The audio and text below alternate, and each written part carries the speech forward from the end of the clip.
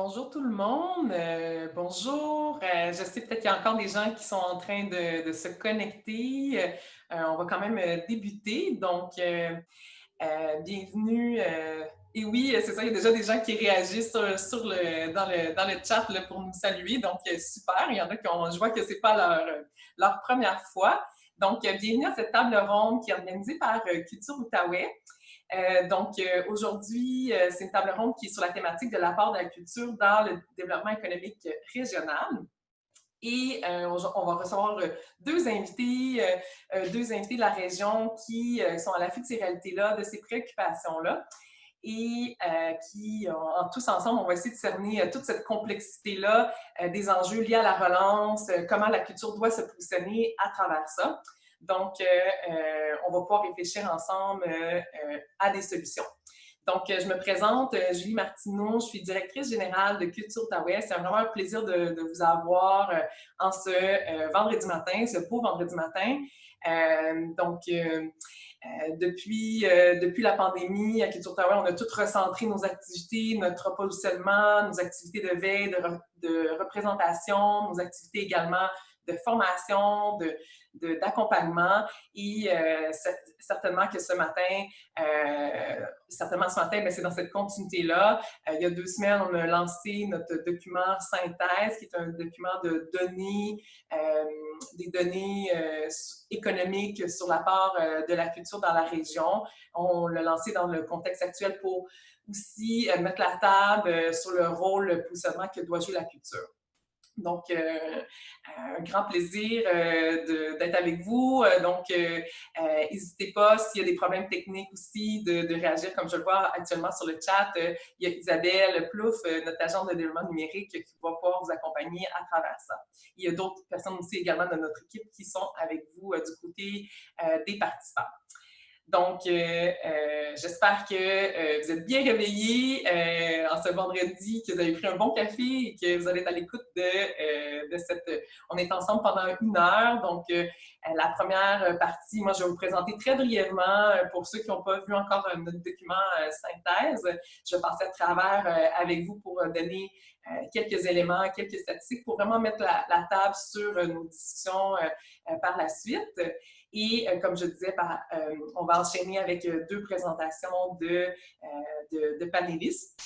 Donc, c'est comme si je tenais le suspense, mais on les a quand même annoncés, là, ces panélistes-là.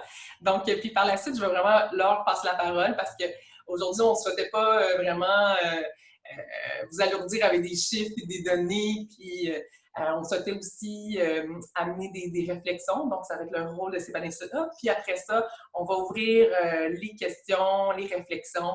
Donc, il va y avoir quand même une partie qui va être réservée à ça à la fin. Là. Donc, je vous invite à garder vos questions pour cette section-là.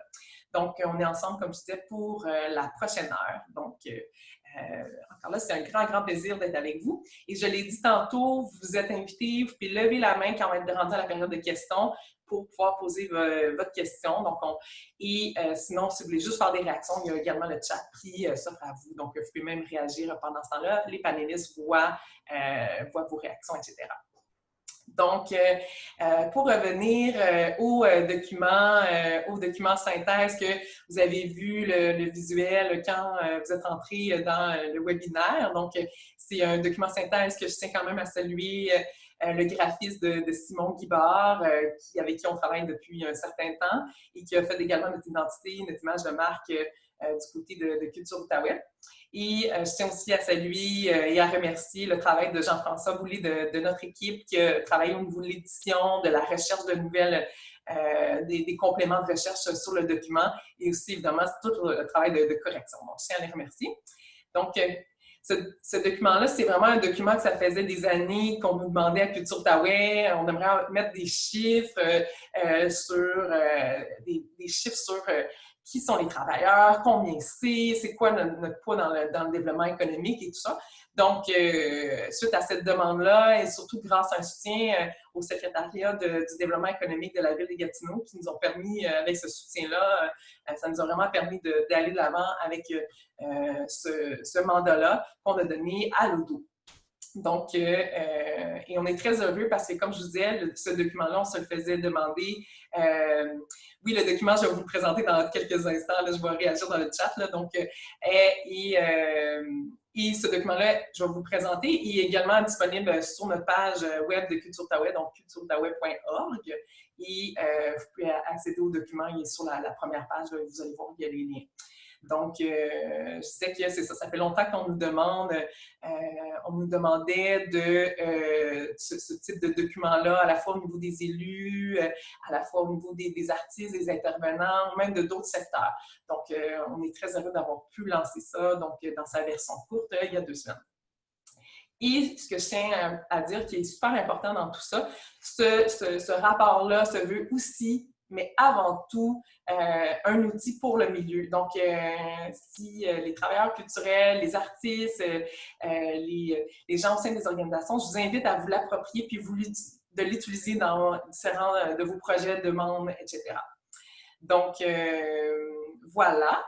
Je vais vous partager maintenant le dit document.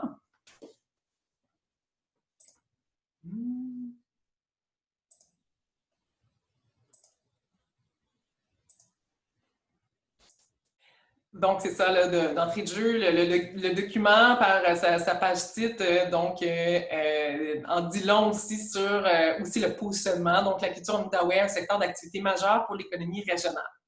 Donc, rapidement, puis bon, en ce moment, je voulais juste aussi passer à travers le document sans aller vers les petits détails, là, mais c'est des données qui sont, par exemple, on avait déjà sorti, là, donc notre part du PIB régional qui est de 2,2%.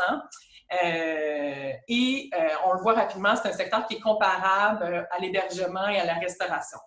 Et aussi que la grande concentration des activités économiques, donc 93% dans ce cas-ci, se trouve dans la zone de Gatineau. Par la suite, une fois qu'on a mis la table sur le PIB, on passe au niveau des emplois. Donc, c'est une activité qui génère plus de 4% des emplois, et ça, on parle des emplois directs. Puis, les chiffres de l'emploi sont quand même intéressants quand on les compare à l'échelle du Québec. Donc, vous voyez sur la page de droite, là, donc, il y a le comparable avec le reste du Québec. J'espère que vous voyez bien au sein de vos écrans. Encore là, je vous invite à la suite de ma présentation. Vous pouvez toujours vous référer, aller lire plus attentivement le document, le télécharger. Donc, on voit que l'Outaouais se tient au 2e rang après Montréal au niveau des emplois. C'est sûr qu'on ne se cachera pas, il y a beaucoup d'emplois qui sont aussi à la fois à Ottawa, liés aux institutions fédérales, mais c'est quand même intéressant parce qu'on voit quand même la capitale nationale qui a aussi ces institutions comme des musées, etc., se positionnent quand même au 3e rang. Donc, on voit le rôle, mais de notre côté, on était quand même étonné de voir ce pourcentage-là. Après ça, on continue au niveau des emplois. Comme je disais, on se classe au niveau au 2e rang. Et c'est aussi un secteur essentiellement de travailleurs autonomes. Donc, au Québec, le secteur culturel, il y a 3 fois plus, sont 3 fois plus nombreux que pour l'ensemble de la main-d'œuvre. Donc, ça, c'est vraiment très typique ou, je pourrais dire, atypique de notre secteur là, comparé aux autres secteurs. Et c'est un secteur essentiellement, comme je disais, travailleurs autonomes, petites entreprises, et aussi composé majoritairement de femmes et de jeunes. Donc, et après ça, on donne aussi ce qu'on souhaitait faire, c'est un exercice au niveau de où ces travailleurs-là se situent sur le territoire. Donc, on l'a fait aussi par MRC. Et quand vous regardez la colonne sur la MRC des collines, c'est très intéressant parce qu'on voit que 5% de la population active travaille dans le domaine de la culture. Donc, et ça, c'est même au-delà de Gatineau. Et ça, c'est des données que, en même temps, on peut se surprendre, mais je me souviens qu'on avait fait le document dans le cadre des plateformes, dans le cadre des élections municipal, on avait ressorti des données sur les artistes et il y avait une très, très grande concentration dans la région de Wakefield et Chelsea et on trouvait des données très similaires, juste au niveau pas nécessairement juste travailleurs culturels, mais aussi juste pour les artistes. Donc, et c'était même une des plus grandes concentrations d'artistes en milieu rural au Canada, se retrouvait dans la MRC des Collines. Donc, on voit encore le lien à travers tout ça. Par la suite, après les travailleurs, et c'est sûr que dans l'exercice qu'on a fait, on l'a fait déjà ailleurs, là, mais c'est sûr que ça ne dénote pas ça peut être en deuxième séquence, mais les salaires, etc. Là, donc, et ça, c'est un désir qu'on souhaite faire aussi à Culture Outaouais, de encore aller un petit peu plus loin dans ces données-là. Et suite à cette présentation-là, s'il y a des outils, s'il y a des données que vous aimeriez explorer, bien, ça va nous faire plaisir. Vous pouvez même me contacter directement à mon adresse. Par la suite, on a mis un angle sur la consommation culturelle. Et encore là, l'Outaouais se démarque. Et se démarque pas juste à un endroit, se démarque à tous les endroits qui étaient recensés par le ministère de la Culture dans les différentes disciplines. Donc, à la fois dans l'achat d'œuvres, à la fois au niveau du cinéma, dans les assistances de spectacles, etc. Là. Donc, et toujours se démarque toujours face à l'ensemble du Québec. Donc, ça, c'est une bonne nouvelle parce qu'on voit que c'est une donnée aussi encourageante, donc que la demande est là. Et on dit aussi que plus qu'on consomme la culture, plus on a envie d'en consommer, n'est-ce pas? Et ça prévaut aussi pour l'éducation culturelle. Plus qu'on a accès à la culture, plus on a goût d'en consommer et d'en profiter. Donc, fait que je trouve que c'est un bon contexte, c'est très encourageant de pouvoir voir ce type de données-là dans un contexte qu'il y a beaucoup de projets qui sont sur la table, etc. Donc, qui peuvent aider au niveau de la structuration de l'œuvre dans un contexte qu'on a une bonne demande. Par la suite, c'est ça, je voulais vous présenter aussi un diagramme sur les effets multiplicateurs du secteur de la culture. Ça a l'air super complexe, là, mais c'est vraiment sur quand il y a une injection d'argent. Là, on parle vraiment en termes de consommation, donc achat d'œuvres, achat d'un spectacle, par exemple. Donc, l'effet initial. Bien, quelles sont toutes les retombées directes, indirectes, induites associées à ça? Et c'est là qu'on voit que le secteur de la culture est un secteur qui a les plus grands effets multiplicateurs. Et pourquoi je voulais présenter spécifiquement cette page-là dans le contexte actuel, c'est que dans un contexte de relance, dans un contexte où c'est important de comprendre tout l'écosystème culturel, comment il fonctionne et comment fonctionnent toutes les ramifications du milieu. Donc, et c'est là qu'on voit comme ce 1000 $-là, bien, au bout de la ligne, une fois qu'il a fait travailler différentes personnes, qu'il a activé différents biens et services, bien, au bout de la ligne, ça donne 1 970 $. Et encore moi, mon but aujourd'hui, ce n'est pas de vous perdre dans les virgules, mais c'est aussi de vous montrer des outils que par la suite, que vous pouvez utiliser. Et cette logique-là aussi prévaut pour les investissements en culture. Et dans le document plus long, le préparé par le dos, on le voit rapidement qu'il y a une croissance dans le secteur, par exemple, en 2016-2017. Et qu'est-ce qui arrive en 2016-2017? Bien, il y a eu l'investissement massif dans le cadre du 150e. Donc, par exemple, dans la région, certains organismes ont pu bénéficier à différentes échelles. Et on voit à ce moment-là vraiment une croissance. Donc, on voit aussi que comment l'investissement public peut avoir aussi un effet de croissance sur notre secteur. Donc, comme je vous disais,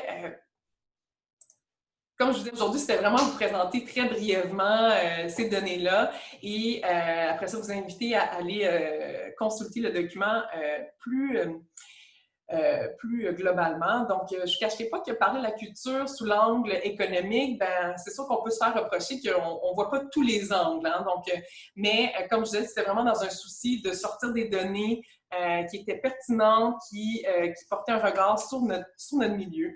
Donc, et malgré ça, il faut quand même nommer que, d'autant plus dans le contexte actuel, ben, qu'il y a quand même une très grande précarité dans notre secteur, c'est un secteur qui demeure fragile. Donc, même si on donne ces chiffres-là sur la dynamique, le PIB, ben, il faut quand même mettre aussi derrière plan tous les, quand même, les défis que doivent surmonter, et d'autant plus, comme je disais, dans le contexte actuel.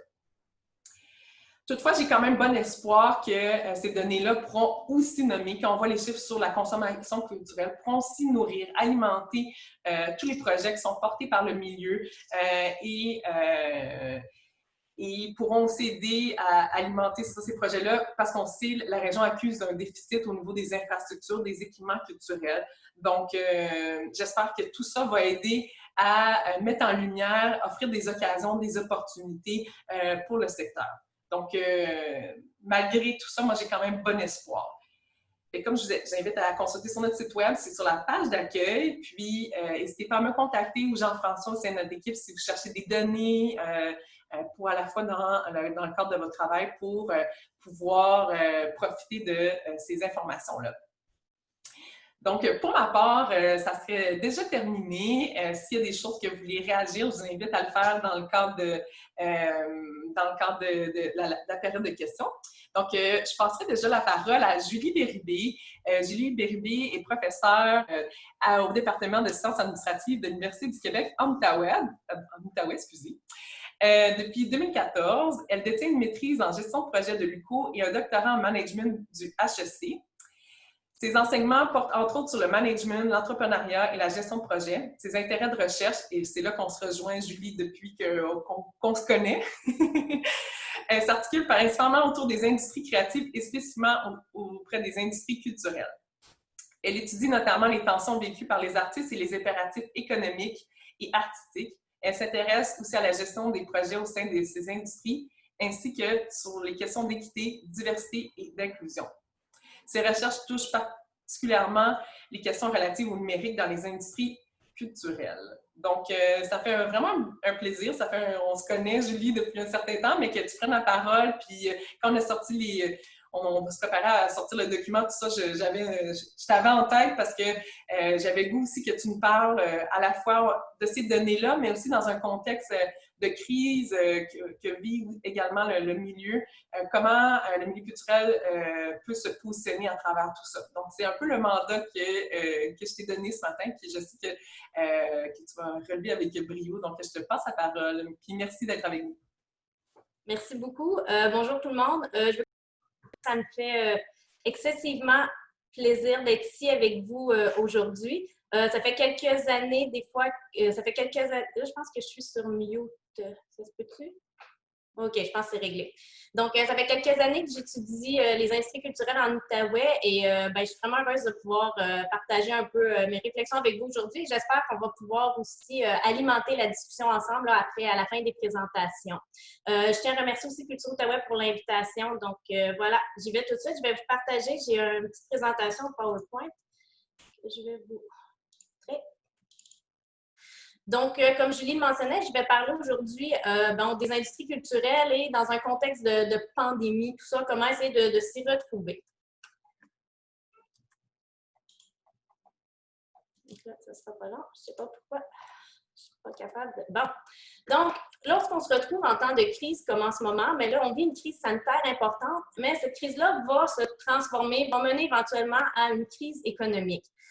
Et qu'est-ce qu'elle a de particulier, cette crise économique-là? C'est qu'elle touche tous les secteurs. Donc, c'est tous les secteurs industriels qui sont affectés, qui sont touchés par cette crise-là. Donc, personne n'est épargné. Dans des situations comme ça, qu'est-ce qui se passe? C'est que tout le monde essaie de survivre, tout le monde veut avoir sa part du gâteau, si on veut dire. Donc, tout le monde va essayer d'aller chercher le plus possible de fonds des divers paliers gouvernementaux. Donc, la question qu'on doit se poser, c'est comment est-ce qu'on peut s'assurer que les industries culturelles vont recevoir leur juste part? Je vous propose pour ça qu'on conçoive les industries un peu comme des organisations. Là, il y en a peut-être qui grincent des dents. Là, je sais que les artistes n'aiment pas toujours qu'on parle de modèles d'affaires, tout ça, qu'on voit leur pratique comme une pratique marchande. Mais ce n'est pas ce que je vous demande aujourd'hui. Donc, ce n'est pas votre pratique individuelle. C'est vraiment les industries globalement. Donc, on va juste aller un peu du côté des organisations. Et là, n'ayez pas peur, là, je ne vais pas vous donner un cours de stratégie. Là, je vais passer très rapidement. Donc, dans le fond, les organisations, pour être capables de survivre, elles vont se doter de stratégies d'affaires. Donc, elles vont se positionner dans un environnement d'affaires, dans un marché de façon stratégique afin de pouvoir survivre et se développer. Donc, pour faire ça, elles vont trouver leur avantage concurrentiel. Un avantage concurrentiel, c'est très simple. Ce que c'est, dans le fond, c'est qu'est-ce qui va faire que l'organisation va se démarquer des autres organisations. Donc, dans le fond, au bout du compte, on se dit pourquoi est-ce que je choisis d'acheter un produit à un endroit en particulier plutôt qu'à un autre endroit? Est-ce que c'est parce que c'est moins cher? Est-ce que c'est parce que c'est la réputation, la qualité, etc.? Donc, c'est vraiment d'être capable de trouver qu'est-ce qui permet de nous démarquer pour que les gens se tournent vers nous plutôt que vers les autres. Au niveau des industries, si on veut essayer de transposer un peu ces notions-là organisationnelles au champ des industries, bien là, on doit se demander qu'est-ce qui distingue les industries culturelles? Qu'est-ce qui va faire qu'elles sont différentes des autres industries? On peut se demander aussi, évidemment, dans le cas de la crise actuelle, pourquoi est-ce que les instances publiques, ou ça peut être les instances privées aussi, investiraient dans les industries culturelles plutôt que dans d'autres industries? À la limite, on peut aussi, si on veut tourner la question de côté et se dire, ce serait quoi les conséquences si les industries culturelles disparaissaient? Donc, ce serait quoi les conséquences sur la société si les industries culturelles disparaissaient ou si elles avaient un fort déclin? Donc, bien évidemment, vous le savez, vous connaissez la valeur des industries, donc je vais passer quand même rapidement.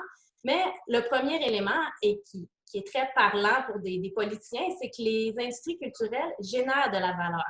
Donc, premièrement, bien, Julie l'a montré tantôt, elles contribuent au PIB, elles contribuent aussi à la création d'emplois, mais elles sont aussi génératrices de valeur en ce sens où si on injecte $1 dans les industries culturelles, au final, ce dollar-là va se transformer et va créer de la valeur et va valoir plus qu'un dollar.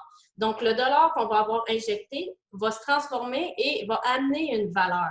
Donc, il ne faut pas voir, lorsqu'on met de l'argent, on injecte de l'argent dans les industries culturelles, il ne faut pas voir ça comme une dépense parce que dans le fond, c'est un investissement. On prend notre argent et on la fait fructifier pour que ça l'amène une plus grande valeur ultérieurement. Donc, la valeur économique est quand même très importante, puis c'est un argument de poids. Évidemment, bien, vous le savez, il y a toute la valeur sociale, la valeur culturelle qui est générée par la culture et par les industries culturelles. Les industries culturelles aussi, les arts, contribuent à la mémoire collective.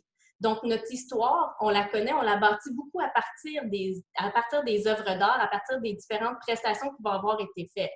Donc, imaginez un peu si on dit, par exemple, on arrête les industries culturelles, on les met à off pendant 10 ans, 15 ans, peu importe, mais il va y avoir comme un trou dans notre histoire. Donc, c'est quand même assez dramatique comme situation. Finalement, il y a une étude très récente qui vient de sortir, il y a un article qui a été publié là-dessus par rapport à la pandémie, par rapport au COVID-19, qui montre que pendant une crise comme celle qu'on vit actuellement, bien, la culture, les industries culturelles vont préserver un sens à la vie.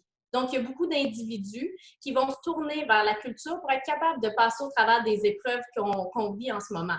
Donc, les industries culturelles, la culture comme telle, peuvent être vues comme un service essentiel pour beaucoup d'individus.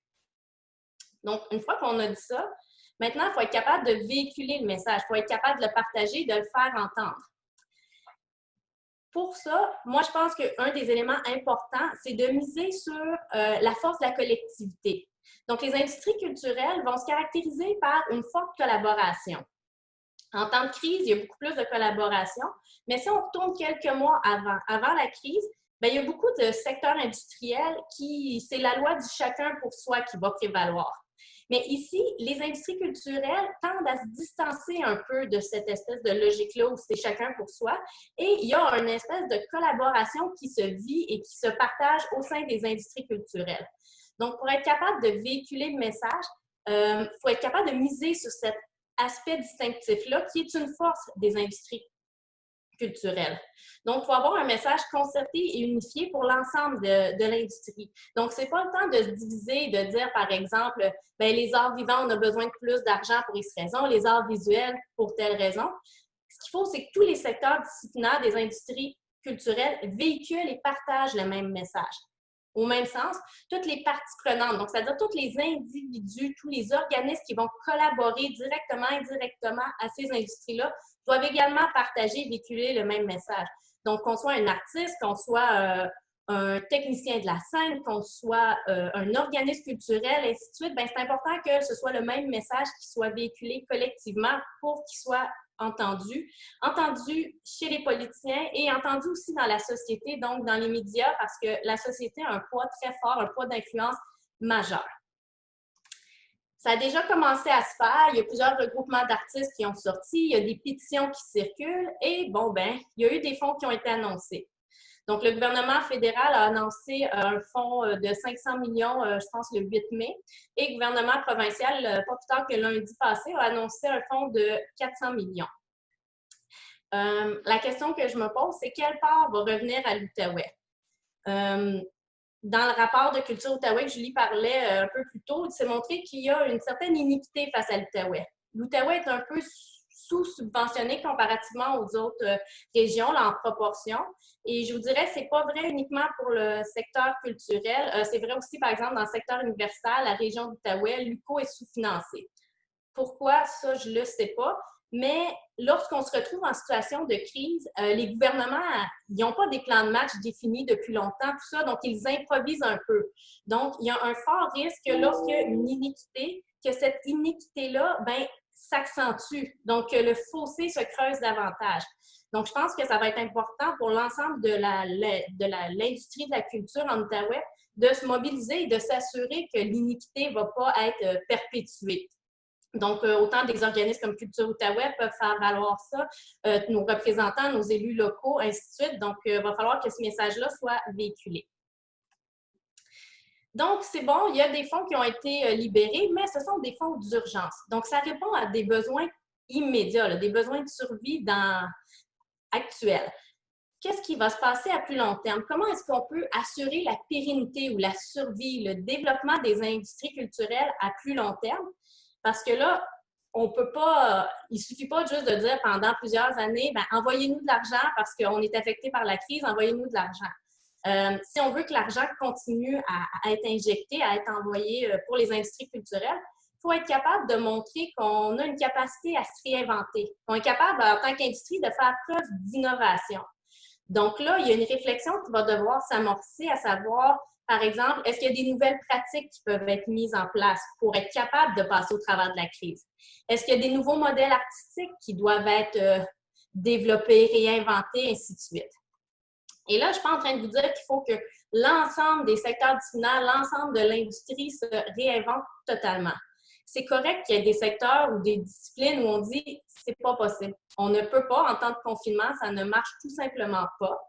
Mais ce qui est important, c'est que si on dit ça, parallèlement à ça, il faut qu'il y ait d'autres secteurs des industries culturelles qui, eux, sont capables de se développer, sont capables d'innover. Donc, à ce moment-là, on envoie un message que, regardez, il y a certains secteurs qu'il faut qu'ils soient soutenus de façon plus importante, mais parallèlement à ça, il y en a d'autres qui sont capables d'avancer, de continuer à se développer malgré la pandémie. On peut le regarder aussi sous l'angle de la chaîne de valeur culturelle. Je ne sais pas si vous le connaissez, c'est un outil qui a été développé il y a quelques années par l'UNESCO pour appuyer les décideurs publics dans le domaine culturel. Donc, dans le fond, lorsqu'ils veulent soit énoncer des politiques, créer des fonds, créer des outils, etc., l'objectif, c'était de séparer, dans le fond, l'ensemble d'un projet culturel en différentes phases. Donc, je vais passer très rapidement parce que c'est quand même assez intuitif, là. Donc, la première phase, c'est la phase de création. Donc, c'est tout le processus d'idéation. Ensuite, on a la phase de production, où là, c'est de mettre en œuvre l'idéation. Donc, ça comprend toutes les techniques, tous les outils qui vont être nécessaires, tout le personnel, là, les individus qui vont travailler à mettre ça en œuvre. Ensuite, la distribution. Bien là, c'est lorsqu'on va distribuer ou partager avec les publics ce qui va avoir été créé. Donc, ça va comprendre aussi les événements, ça va comprendre, par exemple, les salles d'exposition. Finalement, le dernier élément de la chaîne de valeur culturelle, c'est ce qui est appelé l'accès. Donc, ça ici, c'est d'une part, des fois, il y a une co-construction entre le public et les artistes. Donc, il y a cet élément-là. Et il y a tout ce qui a trait au patrimoine, donc à la préservation des œuvres. Donc, ici, on peut essayer de penser, est-ce que, en temps de pandémie, est-ce qu'on peut revoir certains éléments de la chaîne de valeur? Et là, est-ce que ça pourrait avoir un effet domino sur d'autres phases de la chaîne de valeur? Puis l'UNESCO vient de mener une étude, puis sans surprise, ben, ils ont montré que c'était l'ensemble des étapes, l'ensemble de la chaîne de valeur culturelle qui était bouleversée avec la pandémie actuelle. Alors, c'est ma dernière diapositive. Donc, je tenais à le mentionner, là, faire une petite parenthèse sur l'équité, la diversité et l'inclusion. Parce que malheureusement, les industries culturelles se caractérisent par une discrimination systémique. Donc, ça veut dire que la discrimination, elle est plus présente, elle est plus forte dans les industries culturelles comparativement à d'autres industries. Donc là, s'il y a une réflexion qui s'amorce sur comment est-ce qu'on peut réinventer, repenser certains éléments, quels aménagements peuvent être mis en place pour permettre aux industries culturelles de survivre, de se développer, mais ces réflexions-là vont devoir tenir en compte les questions d'équité, de diversité et d'inclusion. Il y a une étude qui vient d'être faite et qui montre que, dans le fond, la crise causée par la COVID-19 dans les industries culturelles, elle exacerbe, donc elle augmente d'une part la précarité. Donc, ceux qui étaient en situation de précarité se retrouvent encore dans une situation encore plus précaire et ça augmente aussi la discrimination. Donc, ça veut dire qu'il y a plus de discrimination et ceux qui vivaient de la discrimination en vivent encore plus. Donc, je pense que ça va être important dans toute la réflexion qui va s'amorcer de garder en tête les éléments d'équité, de diversité et d'inclusion. Donc, ça termine ma présentation et j'espère qu'on va avoir le temps d'en discuter. J'aimerais beaucoup avoir votre feedback, vos échos par rapport à tout ça. Merci. Première chose, Julie. Je sais que j'ai vu une réaction par rapport à une étude. Je pense que c'est au moment où tu parlais sur la collaboration. Si, je ne sais pas si entre-temps, tu souhaites peut-être, si tu as déjà les liens tout prêts, tu peux les glisser dans le chat de certaines études que tu as fait de mention, mais ça, c'est sans attente. Sinon, nous, on trouvera un moyen de faire... suite quand Véronique aussi, notre équipe au COM, là, a souhaité faire un petit retour sur l'activité d'aujourd'hui. Donc, sinon, après glisser certains liens que tu as fait de mention. Je suis contente aussi que tu termines sur la dimension de l'équité, tous les enjeux de discrimination. Donc, je vous invite à vous référer. En plus, c'est ce matin que je voyais, on travaille avec Diversité artistique Montréal, aussi à peu près depuis 2 ans avec Jérôme Pruneau. Dans l'actualité, il y a un article que j'ai pris connaissance ce matin qui porte cette question-là. Donc, encore le fossé qui se creuse dans le cas de la relance, quelle place on fait aussi aux artistes dits ou issus de la diversité. Là. Donc, je comprends que tu en fais de mention aussi qu'à travers tout ça, dans nos exercices de relance qu'on va faire, quelle place on donne à ces personnes. Donc, merci. Si ça vous va, comme je vous invite encore, là, vous pouvez toujours continuer à réagir et tout. Donc, Julie va rester après aussi pour les questions. Elle va disparaître, mais elle est toujours là. Donc, le souci aujourd'hui, c'était, comme professeur, comme chercheur, Julie, elle nous présentait vraiment son point de vue, puis j'avais goût de joindre ça avec un point de vue plus praticien, je pourrais dire. Donc, j'ai demandé à Danielle Coutu, que vous connaissez sans doute, là, qui est très active dans la région, mais aussi à l'échelle provinciale, puis même internationale. Des fois, on le voit à Cannes. Hein? Donc, j'ai demandé à Danielle de se prêter au jeu, de réagir au propos de Julie, de réagir aussi dans sa pratique, dans sa pratique d'affaires, comment lui voit ça, aussi dans sa vision entrepreneuriale. Donc, je souhaitais qu'on joigne aussi tout ça aussi pour qu'on... J'ai même demandé, tu peux être critique par rapport à ce qu'on mentionne là. Aujourd'hui, on n'est pas là pour tout s'entendre. Donc, est-ce que ça te va si je lis quand même ta bio avant de... Ben écoute, mais en même temps, je peux me présenter, tu sais, j'ai l'habitude d'animer, faire ce genre de choses. Ben oui, c'est ça, exactement. Ben, je t'ai quand même à saluer que dernièrement, tu as quand même été honoré, là, donc, non, mais bon, ça peut-être que tu le diras pas, là, mais donc, au prix, à l'Alliance Média Jeunesse, tu as quand même gagné 3 prix, hein, c'est ça? 2 prix. Ah, 2 prix, OK. Oui, c'est ça, le Personnalité Jeunesse aux côtés de Gabrielle Fontaine, Sarah-Jeanne Labrosse et Pierre-Luc Funk. Puis, on a gagné le meilleur projet numérique avec l'application mobile qu'on a réalisée en partenariat avec Radio-Canada qui s'appelle Technomagie 3.0, qui est la première trousse de magie virtuelle au monde pour les enfants. Puis, on est très, très fiers de ce projet-là qui a super bien fonctionné. Puis, l'industrie nous a dit que c'était pas pire comme projet. Ben, Puis pourquoi je voulais le mentionner, c'est que aussi ça démontre aussi comment tu rebondis, puis comment tu continues toujours à innover. Puis c'est aussi pour ça qu'on voulait t'avoir, parce que Oui. aussi, je t'ai vu aller dans le cas de pendant la crise, qu'on est toujours dans cette crise-là, mais aussi Oui. comment tu t'actives, comment tu réfléchis. Donc, je trouvais aussi que tu étais un exemple inspirant. Donc, c'était aussi pour ça que je souhaitais que tu sois là. Donc, Ben, oui, en merci. effet, tu es animateur. Je t'invite à te présenter, puis à dire le petit coup de main. En plus, tu sais, on n'en parle pas fort, mais j'ai aussi le diplôme du meilleur papa. Ça, je veux juste vous dire ça. Tu sais, c'est mon prix le plus important. Fait que je vais trop loin. Tu sais, j'ai pas de doctorat en rien, mais ça, je l'ai pas loin. Ben écoute, merci beaucoup de l'invitation. J'apprécie énormément. Je veux souhaiter bonjour à tout le monde. Quand je vais appeler ce chat, là, il y avait comme la liste de tous les participants. Bérubé, Blouin, Catherine Paquet, Cédric Beauregard, Chantal Racine, Christine Bott, Claude-Philippe Nolin, Daniel Doucet, M. Desrochers, Advige. En tout cas, il y a plein de monde. Joanne, Tremblay. Il y a même la MRC des Collines au grand complet. Il y a comme MRC des Collines dans le webinaire. J'adore ça. Ça veut dire que tout le monde est là. Nathalie Joannette, Olivier Bonnet, Stéphanie Laruelle. Là, j'en parle. Il y en a, ils vont être là. Merci, merci de votre participation, puis merci à ceux qui vont le regarder en différé aussi. J'ai une approche très, très pratique de la culture pour avoir les deux mains dedans au quotidien. Il y en a beaucoup qui me connaissent comme animateur et magicien, mais j'ai aussi fondé ma boîte qui s'appelle Production Prestigo Univers Jeunesse.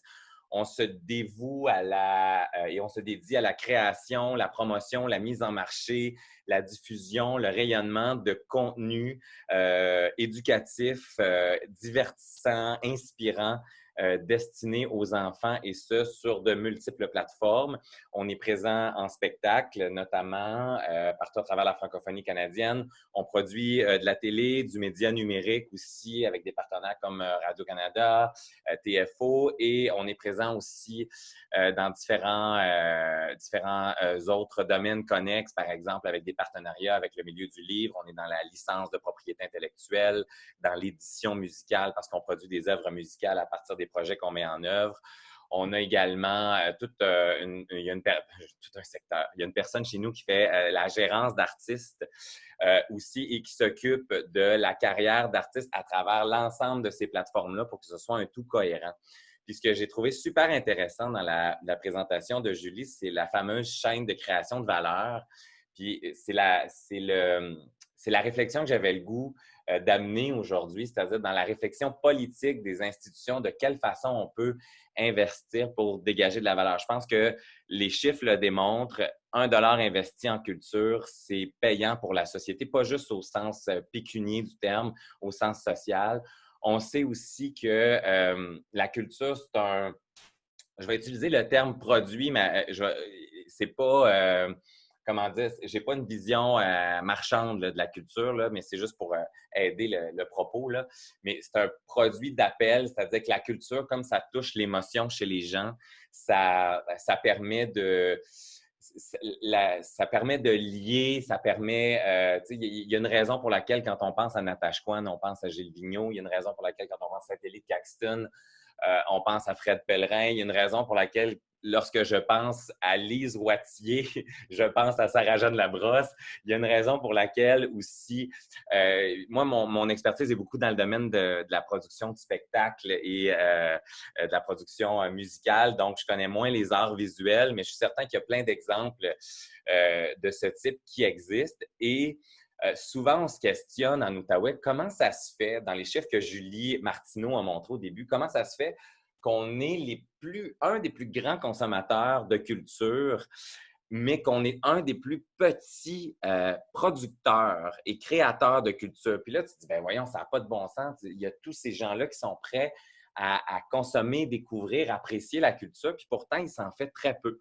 Puis j'ai des pistes de réponses qui sont issues de ma réalité, très, très terrain. Puis souvent, le job est dans les détails.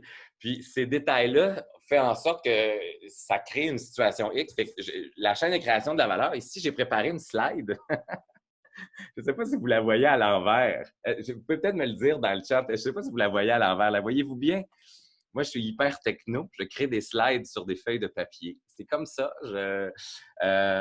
Oui, on la voit très bien, je te confirme. Vous la voyez très bien. C'est que pour dégager, pour que les artistes puissent vivre à temps plein de leur art et pour que la société puisse dégager un maximum de valeur de la culture, ça prend quelque chose pour dégager, pour cristalliser, pour concrétiser cette valeur-là. Donc, ça prend un écosystème. Ça ne prend pas juste des artistes, ça ne prend pas juste des diffuseurs, ça ne prend pas juste des citoyens consommateurs de culture, ça prend... Et ça, c'est ma théorie. Julie, tu pourras la challenger. Julie Bérubé, tu pourras la challenger. Elle est peut-être simpliste, mais à mon avis, elle illustre bien, puis elle est appuyée sur la chaîne de valeur de l'UNESCO aussi, mais de façon peut-être un peu plus concrète. Tu sais, on a les institutions puis les citoyens qui investissent dans la culture, que ce soit en achetant un billet de spectacle ou encore via des subventions. Ensuite de ça, ben tout ce monde-là passe par un diffuseur. Par exemple, la Maison de la culture de Gatineau, le Festival Outaouais émergent et tout ça. Dans le domaine des arts visuels, il doit y avoir des équivalents aussi qui jouent ce rôle-là. Ensuite de ça, ben, il y a les producteurs qui vont offrir les projets aux diffuseurs. Les producteurs vont négocier avec les agents. Les agents vont parler avec les artistes. Et c'est comme ça que le maximum de valeur de la création des artistes peut être déployé. Un des gros bobos de l'Outaouais, c'est qu'il manque des cases. C'est-à-dire qu'on a des institutions super fortes, on a des citoyens qui sont au rendez-vous, on a des diffuseurs hyper forts et reconnus partout à travers le Québec. Là, tu sais, la gang de la Maison de la culture de Gatineau, je vous le dis, là, on a une des meilleures équipes de diffusion. Parce que c'est celle-là, je travaille souvent avec eux autres, mais une des meilleures des équipes de diffusion. C'est pas pour être têteux, là, c'est vraiment... et tout ça, ils sont hyper dynamiques. Puis, ils travaillent avec les producteurs, mais c'est là où le bas blesse. C'est-à-dire qu'il manque des producteurs, à mon avis, il manque des entrepreneurs culturels en Outaouais et des agents d'artistes qui peuvent faire fleurir. Mais là, souvent, il y a la critique de dire « Ouais, mais tout ce beau monde-là va se payer avant les créateurs, va se payer avant les artistes, va se payer. » Mais moi, j'ai une théorie qui est prouvée par la pratique, c'est-à-dire que quand il y a un sain équilibre de tous ces acteurs-là, c'est là où les artistes gagnent le mieux leur vie. Parce que moi, je le vis au quotidien. Tu sais, on fait de la gérance d'artistes, puis on est agent pour du monde en jeune public qui arrive à vivre à temps plein de leur art. Pourquoi? Bien, parce que chez Prestigo, nous, on produit et on gère la carrière de ces gens-là et on est présent et surtout, on parle l'institutionnel.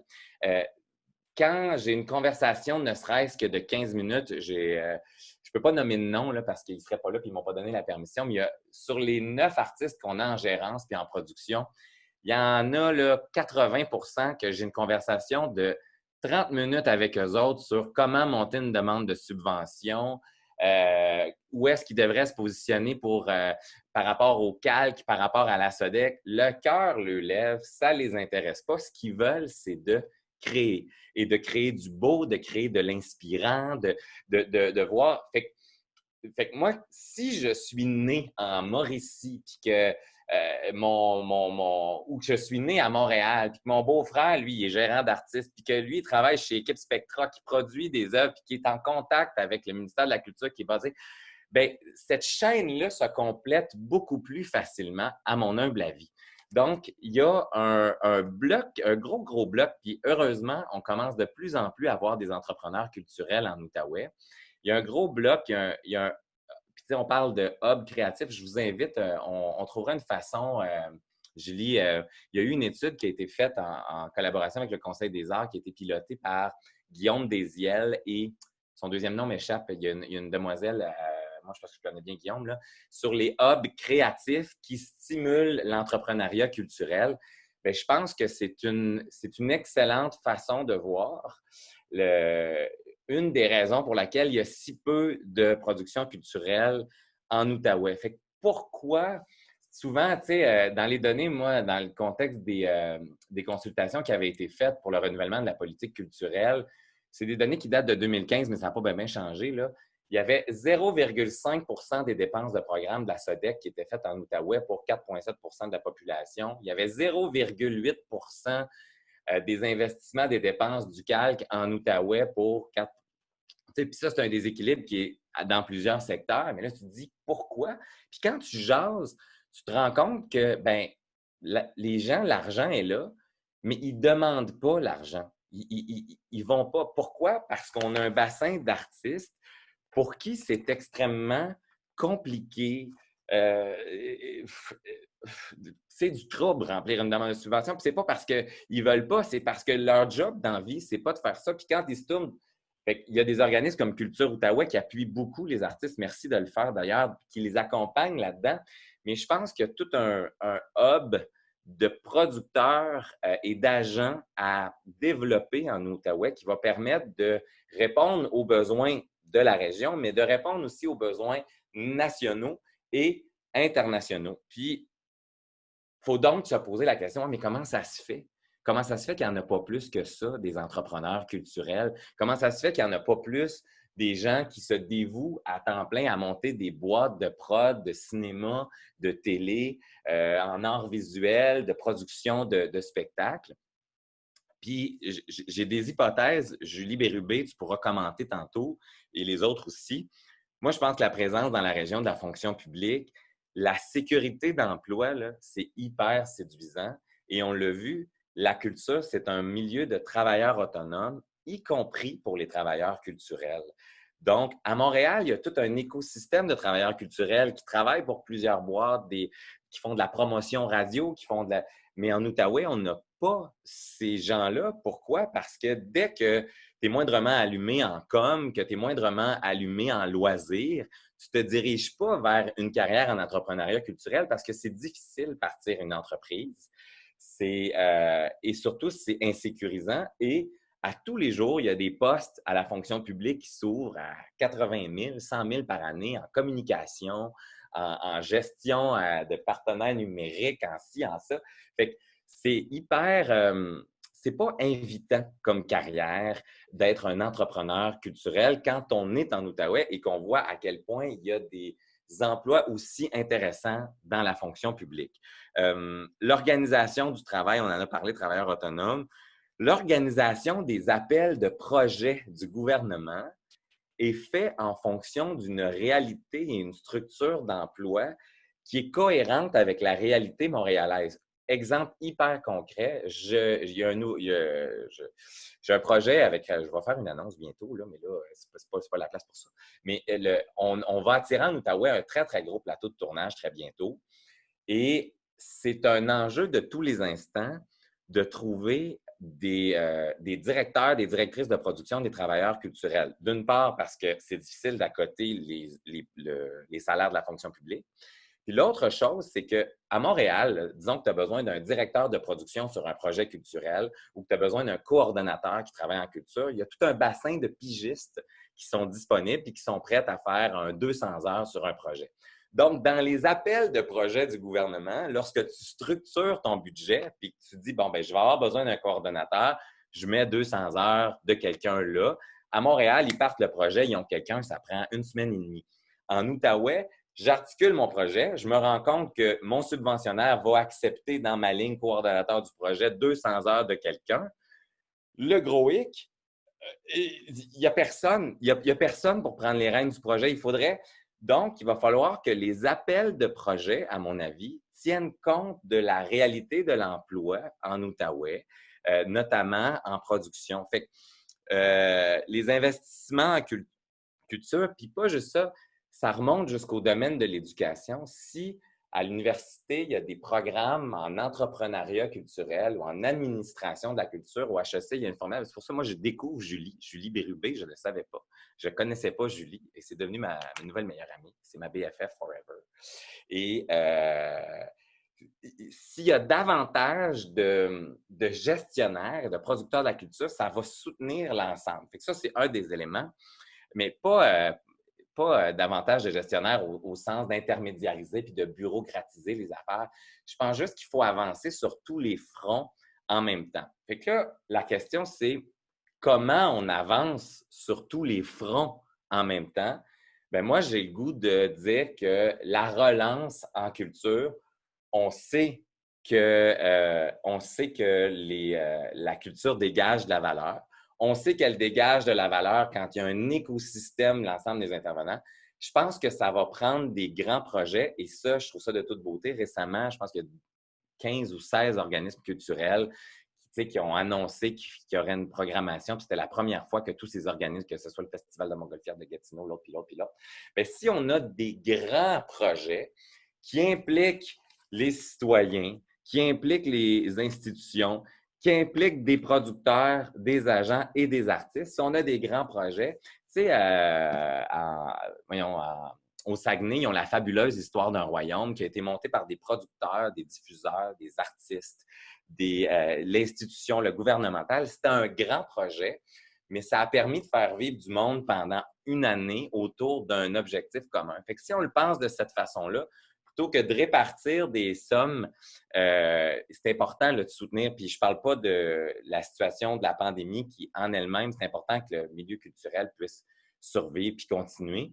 Mais quand on parle de relance économique, je pense que de le voir sous forme de grands projets. Fait que l'Outaouais, je pense, si on veut se positionner pour la relance économique et qu'on ne soit pas obligé, je pense que ce serait de penser à des grands projets qui couvrent autant les arts numériques, les arts visuels, le domaine des arts de la scène et tout ça, qui puissent rallier le maximum d'intervenants, puis que ça ne peut pas juste être un, ça peut être plusieurs grands projets, mais qui justement donnent une marque de commerce, puis deviennent un produit même d'appel touristique. Venez voir nos œuvres, venez voir nos spectacles, venez voir notre création locale, mais dans un contexte de très grands projets où on va pouvoir créer un poste à temps plein d'un coordonnateur, tout ça, puis qui va prendre d'expérience. On va pouvoir avoir une maison de production qui va grandir. Je dis une des maisons de production. Donc, c'est un peu comme ça que j'imagine la relance. Puis dans ma réalité terrain à moi, elle se concrétise à l'heure actuelle par des projets de type, nous, on a monté un projet dans lequel on a architecturé nos contrats de diffusion pour que chacune des productions ait aussi je sais que c'est très décrié, là, la captation chez les arts vivants, mais nous, ce n'était pas notre objectif. Le but, c'était de permettre une présentation hybride, c'est-à-dire avec un vrai public, mais si jamais il y a une deuxième vague, qu'on soit prêt et capable d'être prêt finalement. Puis, c'est un des projets qu'on a monté, puis on est en train d'en monter plusieurs qui vont donner du travail ou qui vont interpeller différents, pas corps de métier, mais différents intervenants du domaine de la culture. Fait que voilà, c'est assez, c'est assez, hein? Non, c'est pas pour ça que j'apparais. Là, ça paraît, j'ai l'impression non, que mais... c'est assez. Fait que c'est un peu ma vision des choses par rapport à l'entrepreneuriat culturel. Ben, écoute, en même temps, je me posais comment on va archiver ton document papier que tu as fait là, dans un esprit de numérique. Prenez un screenshot. Non, ça, c'est la version brouillon. Regardez, j'avais pas fini. Mais écoute, je pense qu'il y a beaucoup de choses que tu as dit qui font réagir, qui posent question. Je vois aussi que mon équipe, le document, tu as fait référence de Guillaume Désiel, c'est un document qu'on connaît à Culture Outaouais. On a déjà même on a déjà glissé cette idée-là de hub créatif, on a déjà structuré cette idée-là, mais qui a juste été glissée, là, mais peut-être qu'il y aurait là à travailler. Et pour ceux qui sont intéressés, le lien est dans le chat, Isabelle l'a mis. OK. Elle a trouvé le fameux document de Guillaume sur les autres. C'est vraiment une équipe de recherche. On a l'air intelligent. Dès qu'on parle, là, les liens apparaissent. Là. Non, mais c'est incroyable. Je veux faire des webinaires toute ma vie. Attends, je trouve ça juste pour rendre à César ce qui est à César. C'est Marie-Odile Duchesneau, qui est la chercheure avec qui Guillaume a travaillé sur ce document. Voilà. Mais écoute, puis tu sais, pour les investissements, tu l'as parlé pour la SEDEC, puis tu sais, je pense que je trouvais ça vraiment intéressant de vous le nommer parce que c'est un peu la préoccupation des derniers jours suite au plan de relance. Tu sais, on l'a vu comment, mettons, l'Outaouais ne va pas chercher sa juste part. Mettons juste l'exemple de la SEDEC. On rebonifie des sommes, mais comment tout ça va retomber en région? Donc, Julie, tu l'as bien énuméré. Et moi, j'en ai pas fait part parce qu'on parle souvent des sous-investissement provincial, mais il y a aussi un sous-financement aussi au niveau municipal. Donc, et l'effet de levier, quand la municipalité injecte, et après ça injecte, on voit comment aussi ça peut perler. Là. Donc, ça, on voit un petit peu à la fin de notre document aussi, là, comment les deux paliers aussi, il y a un certain déficit à ce niveau-là. Ouais. Et comment tu as parlé de la réalité de l'emploi aussi, je pense que ça, il y a matière à réflexion ou comment qu'on travaille, peut-être même avec d'autres secteurs. Il y a un commentaire intéressant, je m'excuse Julie, je te coupe. Elle se dit, quelle est la situation dans la région de Québec, une région où la fonction publique est omniprésente comme dans la région de l'Outaouais?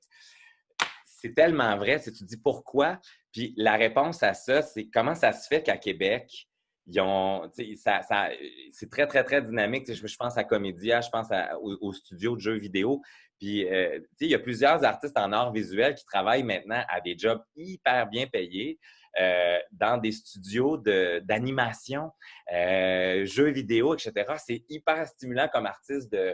Il y en a qui veulent avoir une création plus indépendante, ce que je respecte tout à fait, mais c'est une des façons que Québec tire son épingle du jeu. Puis c'est vrai, c'est qu'il y a une dynamique d'infrastructure. Tu sais, veux pas, quand tu as besoin des studios de répète, ça, c'est une autre affaire en Outaouais, un studio de tournage, des studios de répète, puis tout ça, il y a un déficit en infrastructure. Puis j'ai l'impression qu'il y a probablement eu, dans l'échelle du temps, des incitatifs régionaux, c'est-à-dire par exemple, au Fonds des médias du Canada, il y a l'incitatif régional pour la production régionale de langue française au Québec, puis il y a la bonification pour la production régionale des crédits d'impôt à la SODEC. Bien, ça, c'est à Québec, là, il y avait comme un bouillonnement très, très fort en théâtre, en audiovisuel, puis ils se sont servis de ces leviers-là. En Outaouais, ils existent aussi, puis c'est une des raisons pour laquelle Prestigo a pu voir le jour, parce qu'il y a plusieurs diffuseurs à mandat qui ont fait comme, ben ça nous prend des producteurs régionaux en Outaouais. Nous autres, on a levé la main, puis on continue de travailler de façon très rapprochée avec eux. Mais ça en prend en plus. Moi, j'ai hâte qu'il y ait un paquet de producteurs mais c'est pas simple. Gérer des crédits d'impôt, c'est pas simple. Gérer des subventions, c'est pas simple. C'est pour ça que ça prend plus d'entrepreneurs culturels qui vont au BAP puis qui, un jour, décident de dire, ben la fonction publique, c'est le fun, puis on a besoin des institutions, mais il y a un parcours entrepreneurial qui est possible pour les travailleurs culturels qui peut être vraiment intéressant puis contribuer à dynamiser la région. Bien, merci, Daniel. Puis, moi, j'aimais beaucoup c'était comme un exercice pédagogique que tu as fait ce matin sur aussi, qui renchérit sur le travail de Julie, sur la chaîne dans le secteur culturel, tu sais. Puis je trouve que, ouais, ben, c'est quelque chose de. Ça témoigne de tout qui embarque où à ce moment-là. Là, tu sais, qu'on pourrait mettre aussi les gens de l'arrière-scène, etc. Là, donc, oui. Julie, corrige, tu sais, si jamais tu n'as pas Julie Bérubé, si jamais ce que je dis, il n'y a pas d'allure aussi, là, n'hésite pas. Est-ce que, Julie, a des réactions? J'essaie aussi de lire en même temps. Donc là, si vous avez des questions, des réactions, n'hésitez pas à réagir. Là, on est là pour vous écouter. Vous pouvez lever la main aussi pour poser une question. Ça,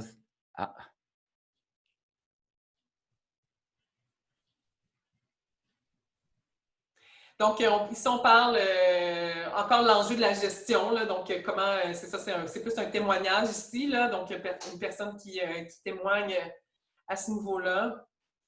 Ici, il y avait bonjour, Madame Miron. Nous, de notre côté, on n'a pas eu le temps de voir tout le monde qui était ici. Donc, Isabelle Miron, qui est présidente de la commission, je vais essayer de nommer tous les noms, de la commission des arts, des lettres, de la culture et du patrimoine de la ville de Gatineau, qui est avec nous, puis qui disait que c'est très rafraîchissant ton discours, Daniel.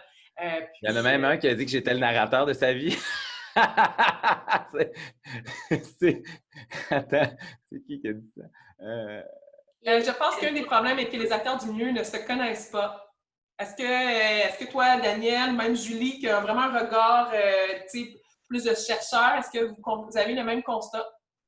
Bien, il y a toute la question par rapport à la région, par exemple, de l'Outaouais. Premièrement, là, ça a l'air très simple, mais l'espace géographique, on est distancé, il y a une immense distance, ce qui fait que les gens, à un moment donné, c'est beau se rencontrer par Zoom, là, on n'a pas le choix, mais c'est pas comme des rencontres en présentiel. Il y a toute la question de ce qu'on appelle les agglomérations culturelles. Donc, il y en a énormément, par exemple, à Montréal, on parlait de Québec tantôt, où c'est des lieux dans la ville où il y a naturellement beaucoup d'artistes qui vont être attirés vers là. Donc là, ça stimule la création, ça stimule les contacts. Qu'est-ce que ça fait? Ça l'attire le regard des décideurs publics, ça l'amène de l'argent, etc. Il y a eu des efforts en Outaouais là, avec les studios les logements tout ça, sur la rue Morin. Ça commence à se travailler, mais il n'y a pas d'agglomération comme telle culturelle en Outaouais. C'est très, très, très éparpillé. Donc, ça fait que c'est plus difficile justement d'avoir les contacts, etc., les points de rencontre pour les gens dans la région si on compare par exemple à Montréal ou à Québec. Absolument. Puis, tu sais, je donnais l'exemple qu'on vit en ce moment. Tu sais, on a une chercheure en culture. Tu sais, je travaille en culture tous les jours, puis là, je découvre Julie Bérubé, moi, dans ma vie. Tu sais, je fais comme... c'est le fun de ce genre de webinaire-là, entre autres, là, Merci Culture Outaouais. Puis je pense qu'effectivement, il faut que le réseautage se fasse encore plus, il faut que les intervenants se parlent, il faut qu'on connaisse encore plus les intervenants de la région. Puis, veux pas, moi, dans les projets que je structure, quand par exemple, je bâtis un argumentaire sur le volet régional de l'Outaouais, tu sais, qui va écrire sur cette série télé-là, qui va faire l'imagerie, qui va tout ça. On est toujours à la recherche de tout ça. Puis c'est une opportunité de formation aussi. C'est-à-dire que si on a, si on a des plumes en audiovisuel, entre autres, c'est tellement un secteur intéressant parce qu'il regroupe c'est multidisciplinaire. Fait que ce genre de secteur-là, ben, c'est autant des auteurs qui peuvent, tu sais, un auteur de théâtre pourrait, en tout cas, aussi écrire pour la télé, pourquoi pas, tu sais, puis, ou pour le cinéma. Puis, les artistes visuels pourraient créer des œuvres qui soient diffusées dans des films ou dans des séries télé. Fait qu'il faut arriver à faire en sorte que les acteurs du milieu se connaissent. Super, on a une personne qui avait la main levée, donc le nom que j'ai, c'est Claude Philippe, là, donc j'invite à poser votre question, on va vous entendre, puis on va pouvoir réagir. Allez-y, Monsieur Philippe. Je ne sais pas si c'est votre prénom, là, enfin, Monsieur Claude Philippe. Oui, c'est Claude Philippe. Parfait. Bonjour. Moi, je suis artiste en art visuel. La question que je me posais, c'est, dans le fond, je regarde les revenus parce que j'ai consulté plusieurs documents là, sur la situation de la culture et des arts au Québec. Et on se rend compte que les travailleurs culturels ont un revenu qui équivaut à peu près à 150 % celui des artistes. La plupart des artistes ont des revenus inférieurs au seuil de ce qu'on appelait le seuil de pauvreté, ou maintenant on est poli, on dit seuil de revenu faible. Les politiques du calque sont souvent élitistes, c'est-à-dire qu'on favorise une minorité. Il y a moins de 10 % des gens de l'Outaouais des artistes qui n'ont pas postulé, des artistes qui ont demandé des bourses, qui ont eu une bourse, effectivement. Donc, dans le fond, il y a aussi un problème à la source, c'est-à-dire que ceux qui sont défavorisés dans le système culturel qu'on a, c'est les artistes. Je voyais, j'étais outré de voir la réaction de certaines personnes quand les gens du théâtre ont dit qu'ils n'étaient pas satisfaits des offres de la ministre. C'est sûr, si on met en ligne des productions théâtrales, mais ceux qui vont faire le fric, ce n'est pas les acteurs, ils vont avoir une représentation, alors que eux, quand ils font du théâtre, ils vont avoir 7, 20, 30 représentations. Alors que si on fait ça en web, ben c'est les techniciens web qui vont faire le fric et les artistes, autrement dit, les artistes, ceux qui font la ressource, ceux qui créent la ressource, OK, eux vont avoir des miettes. Donc, y a-t-il moyen de changer les choses? Merci pour votre question. On va tenter de répondre à cette question. Comme je disais, je l'ai nommé quand même toute la précarité, la fragilité dans notre secteur, là. Donc, je ne sais pas si Daniel ou Julie souhaitent réagir.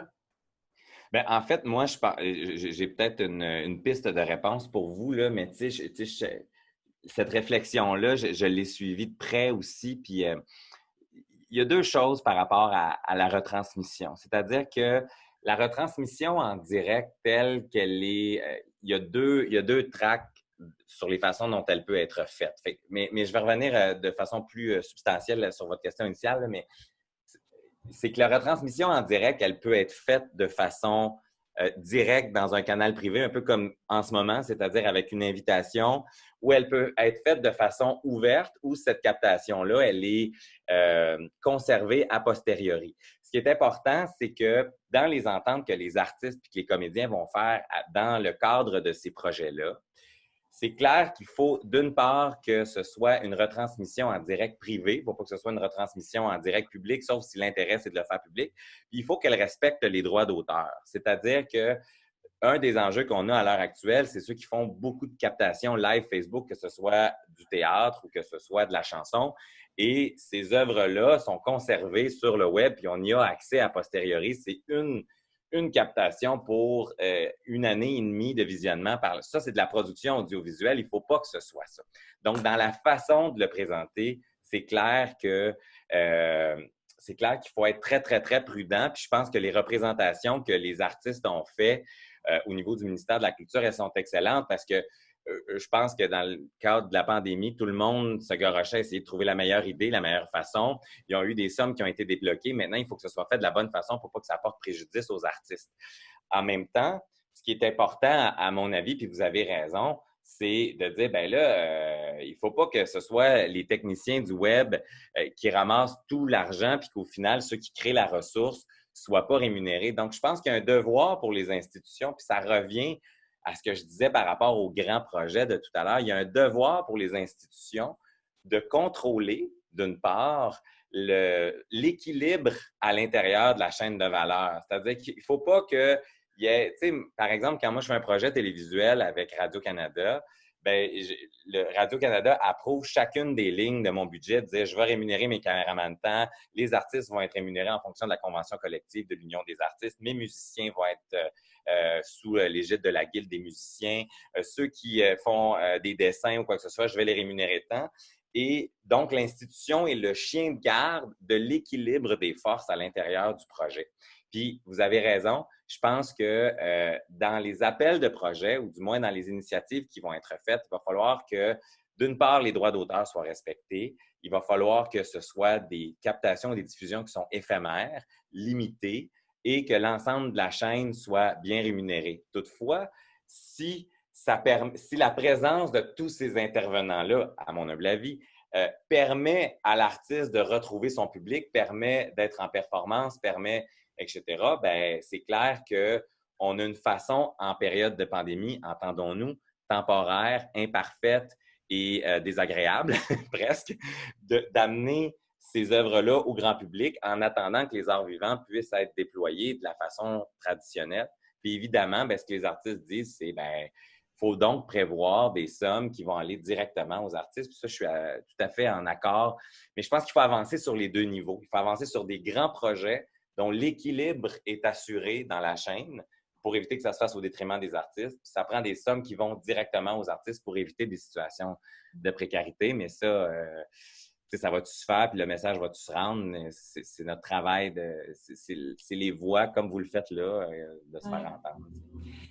Bien, on terminerait là-dessus. Je suis quand même contente qu'on termine sur cette question-là parce que c'est quand même un nœud pas simple qui a été complexifié dans le cas de la crise. Écoutez, s'il y a des gens qui ont participé aujourd'hui, qui ont le goût de continuer à réagir, qui ont le goût même peut-être de mettre les mains à la pâte pour amener des réflexions au niveau de la relance, qui ont été interpellés par les propos de Daniel et de Julie. Je vous invite vraiment à nous interpeller, soit moi ou une différente personne de notre équipe, puis on va voir comment on va amener ça, parce que c'est sûr qu'en ce moment, on est beaucoup dans cette réflexion-là, comment à notre échelle régionale aussi, on peut structurer, s'organiser pour qu'on préserve aussi notre écosystème, qu'on préserve et aussi qu'on continue à le dynamiser. Là. Donc, un gros merci d'avoir été des nôtres. Je ne sais pas si vous aviez un petit mot de la fin, Julie et Daniel. Moi, je veux juste dire, vous remercier encore. Là, ça m'a vraiment fait plaisir. J'espère que vous avez trouvé ça pertinent. Puis bon, peut-être qu'éventuellement, je vais vous recontacter. Là, je fais des demandes de subventions. Et oui, du côté universitaire aussi, on fait des demandes de subventions, puis on se fait dire souvent non.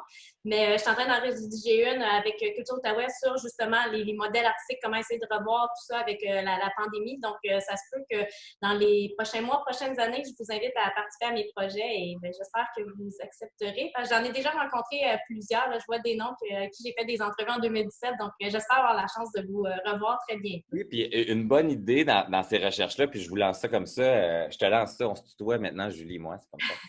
Non, mais je lance ça comme ça, c'est que ça peut être une bonne idée que les artistes qui vont être consultés soient des consultants, donc qu'ils soient rémunérés pour leur apport à l'information, puis tout ça, de la même façon qu'on met des honoraires pour un consultant en informatique ou un consultant dans certains projets, bien, ça pourrait être intéressant à l'intérieur de cette demande-là de considérer c'est souvent un réflexe qu'on a, puis de vouloir aider les artistes, mais en même temps, j'ai l'impression que si à l'intérieur des projets, si on met toujours une part belle à ce que l'ensemble des acteurs soient là, ben, ça va être cool. Fait que, donc, très hâte de découvrir ça. Super. Julie Bérubé, elle a partagé son adresse courriel pour les gens qui ne l'ont pas vue. Donc, c'est vraiment une invitation à la contacter si vous avez des projets, vous voulez la solliciter dans le cas. Comme je vous disais, j'ai déjà travaillé avec elle. On souhaite davantage travailler ensemble. On trouve juste des occasions que les projets soient financés dans le cadre de ces fonds de recherche. Mais un gros merci. Et on a parlé beaucoup de numérique aujourd'hui. Le 10, la semaine prochaine, en l'après-midi à 14h, on fait un webinaire sur le virage numérique. Donc, on va avoir 3 exemples de cas.